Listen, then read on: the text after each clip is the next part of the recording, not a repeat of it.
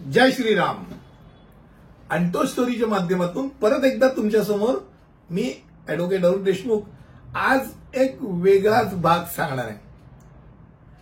मला वाटतं नुसतं भारतातच नाही तर संपूर्ण जगामध्ये आज श्रीरामाचा जयघोष होत आहे आणि ज्यांना असं मनापासून वाटत होतं की खरंच अयोध्या नगरीमध्ये जिथे श्री प्रभू रामाचा जन्म झाला त्या ठिकाणी परत एकदा आपल्या मंदिराचं म्हणजे श्रीरामाच्या मंदिराचं पुनर्स्थापन व्हायला पाहिजे, त्या लोकांना खरंच ज्यावेळेला ते मंदिर तिथे पुनर्स्थापित होते त्यावेळेला मनापासून आनंद होतो. राजकीय बाब एकदम सापजूट बाजूला ठेवून द्या, पण ज्यांना असं वाटत होतं त्यांना त्याचा नक्कीच आनंद झाला आणि याचं कारण आहे.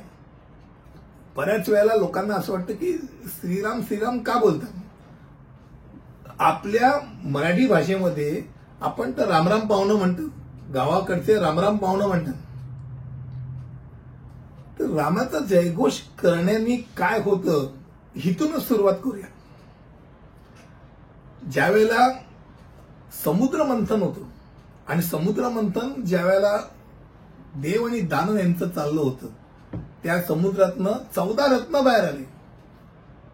ते रत्न येत असताना रत्न यायच्या अगोदर ते समुद्र मंथन सुरू झालं. त्या सापाला घेऊन ज्या वेळेला खेचाखेच सुरू झाली तेव्हा विष पूर्णपणे सृष्टीत पसरायला लागलं होतं आणि हे विष जर वेळीच थांबवलं गेलं नसतं तर संपूर्ण जगाचा नाश झाला असता. अशा वेळेला सगळ्या देवांनी दानवांनी महादेवांकडे विनंती केली की तुम्ही हे विष प्या.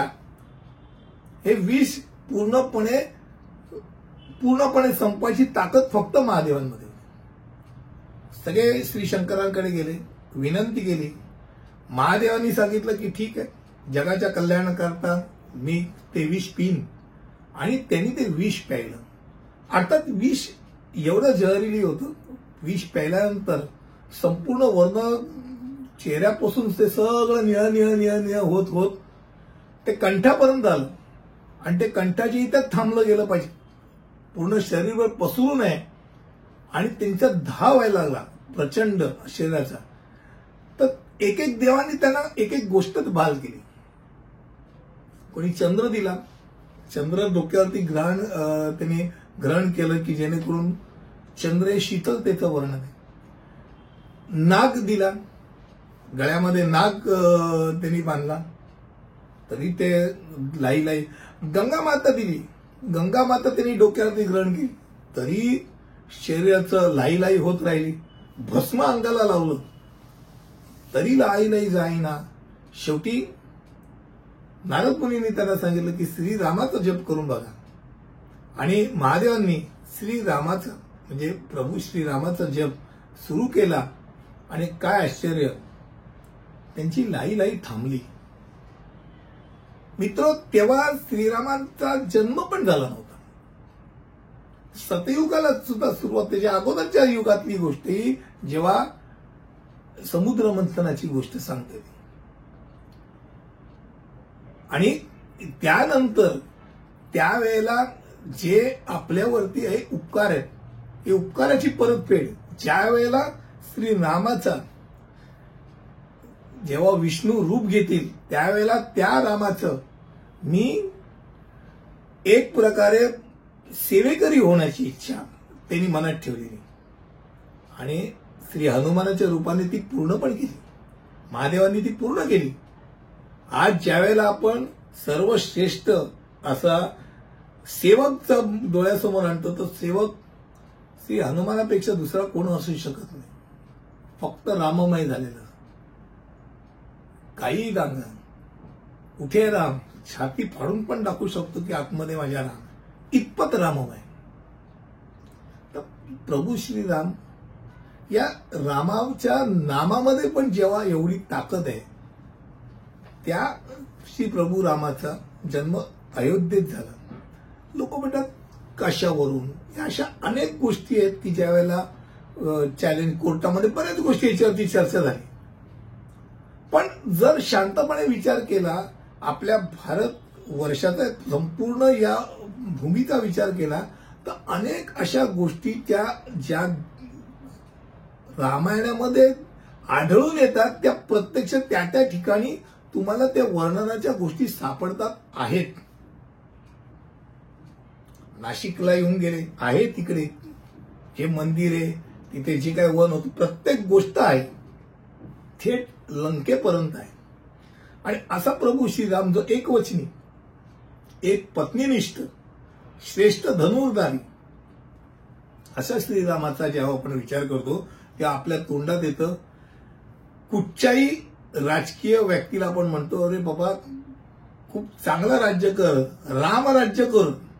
आपण जेव्हा राम राज्याचा विचार करतो याचा अर्थ राम राज्य म्हणजेच लोककल्याणकारी राजाचं राज्य.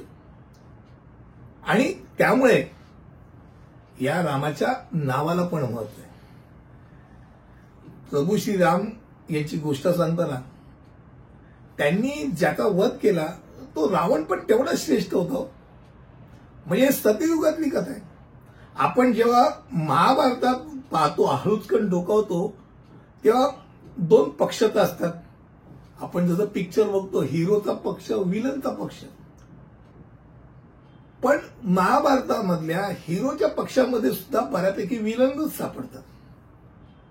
अनेक गोष्टी या नीतिमत्ता सोडून झालेल्या आहेत दोन्हीकडे.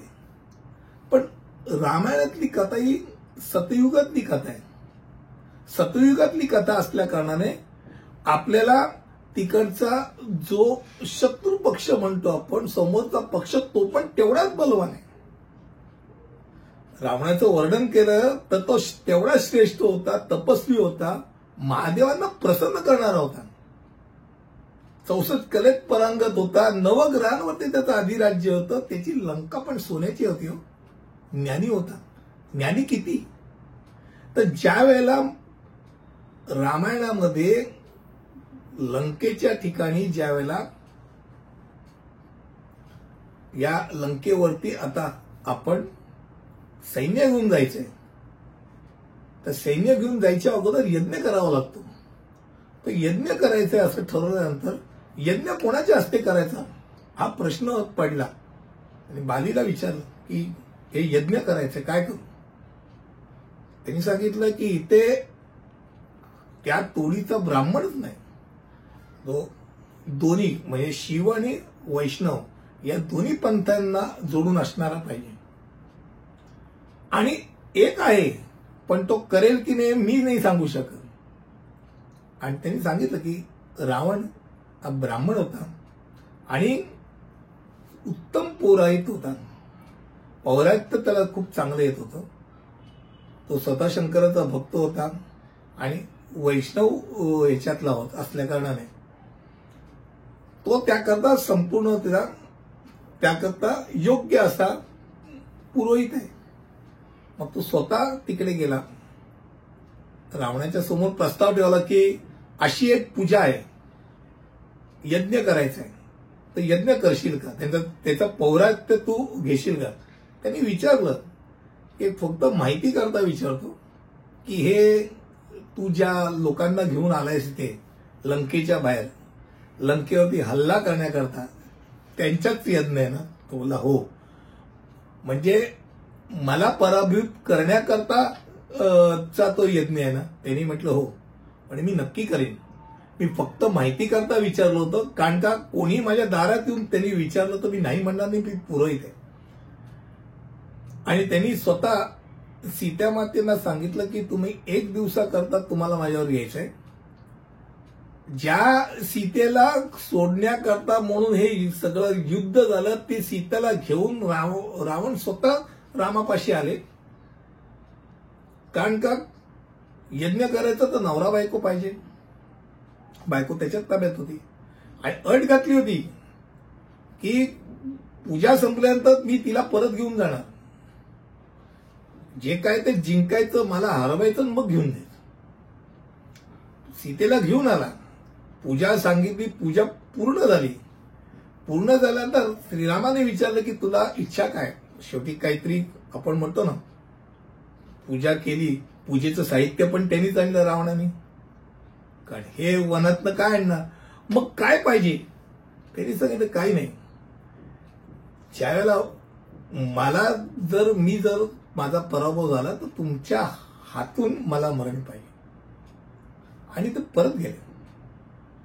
ज्यावेळेला प्रत्यक्ष युद्धभूमीवरती रावणाचा वध झालेला होता आणि तो पडलेला होता, त्या प्रभू रामाने आपल्या भावाला सांगितलं की पहिल्यांदा जा, तिकडे जा आणि त्याच्याकडनं त्याचं जे ज्ञान आहे ते ज्ञान शिकून घे, कारण ते ज्ञान त्याच्यावरून निघून जाणार, नष्ट होणार. लक्ष्मण तिकडे गेला आणि त्याच्या कानापाशी उभं राहिला आणि विचारलं की मला माझ्या भावानी पाठवलंय तुमच्याकडनं ज्ञान घेण्याकरता. त्या रावण फक्त त्याच्याकडे बघून हसला. म्हणजे अजून तू त्याकरता योग्य झालेला नाहीस. हात तडतडत आला परत. आणि काय त्याचं ऍटिट्यूड मरायच्या दारात उभा आहे आणि मला सांगतो की मी असं आहे तसं आहे. तर प्रभू रामाने विचारलं की तू कुठे उभा होतास. म्हणजे मी तिच्या डोक्यापाशी होतो त्याला विचारायला काय सांगतोय ऐकण्याकरता. म्हणे तू विद्यार्थी आहेस, शिकणार आहेस, पायापाशी उभा राहा आणि सांग. लक्ष्मण परत गेला, पायापाशी उभा राहिला, पाया पडून त्याने विनंती केली आणि रावणाने त्याला ते जे ज्ञान त्याच्याकडे आहे ते ज्ञान दिलं. सतयुगातली कथा आहे, लक्षात घ्या. इथला जो मुख्य नायक आहे आणि खलनायक आहे, दोन्ही खलनायक आणि नायक यांचे सुद्धा आपण महती सांगू शकतो इतपत त्या दोघांमध्ये क्वालिटीज आहे. आणि त्यामुळे ज्यावेळेला असा सर्वश्रेष्ठ व्यक्तीचा वध केल्यानंतर जे श्रीराम आपल्या नगरीत परत आले आणि त्यांनी रामराज्य केलं, त्या रामराज्य करणाऱ्या अयोध्येमध्ये आज या निमित्ताने मला असं वाटतं परत एकदा श्रीरामाचं मंदिर जेव्हा बांधलं जात आहे का कोणास ठाऊक, पण अख्खं जग राममय झालंय आणि त्याचा आनंद मनस्वीरित्या मला वाटतो. कारण कुठेही हिंदू धर्मात खास करून जो रामभक्त आहे, कोणावरती अत्याचार व्हावा, कोणावरही दुराचार व्हावा, याला मारावं, याला असं करावं तसं करावं असं न करता शांतपणे रामराज्य करणाऱ्या व्यक्तींना पाठिंबा देणार असा प्रभू राम, त्याचा सोहळा आज भारतात या निमित्ताने होतोय. मला खरंच मनापासून त्याचा आनंद होतोय आणि आनंद व्यक्त करण्याकरता हा चांटोळ श्री रामचरणी मी वाहतो. जय श्रीराम.